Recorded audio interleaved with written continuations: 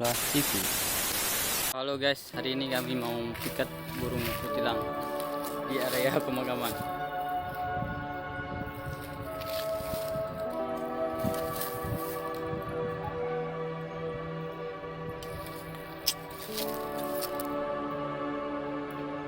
Sama juragan.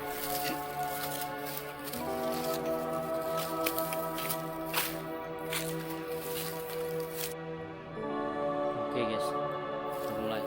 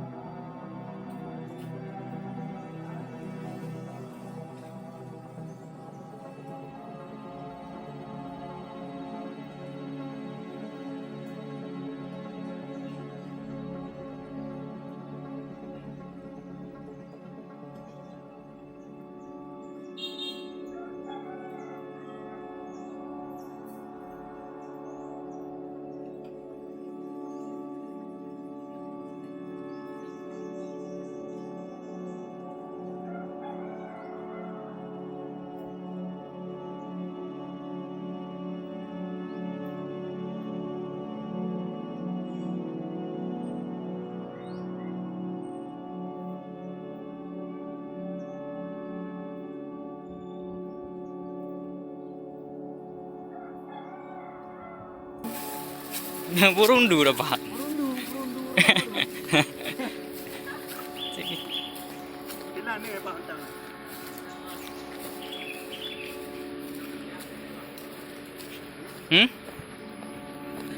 Ha, berdua ni ada ni ano. Cái down. Tapi ni kau cek hak dia. Ani menang. Menang ah. Apa ni cek ke CB ni cek.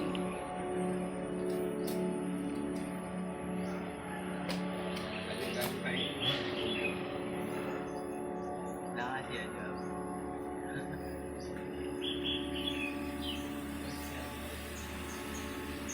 Kita rilis kembali. Oke guys ya.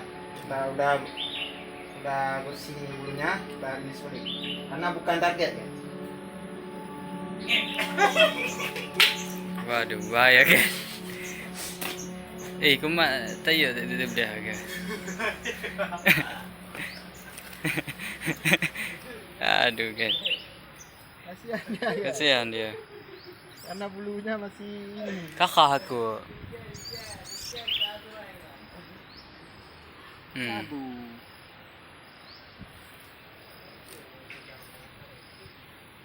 Padahal udah bersih tapi nggak bisa terbang.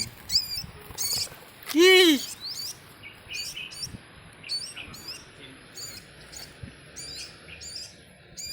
Kemana nih ya?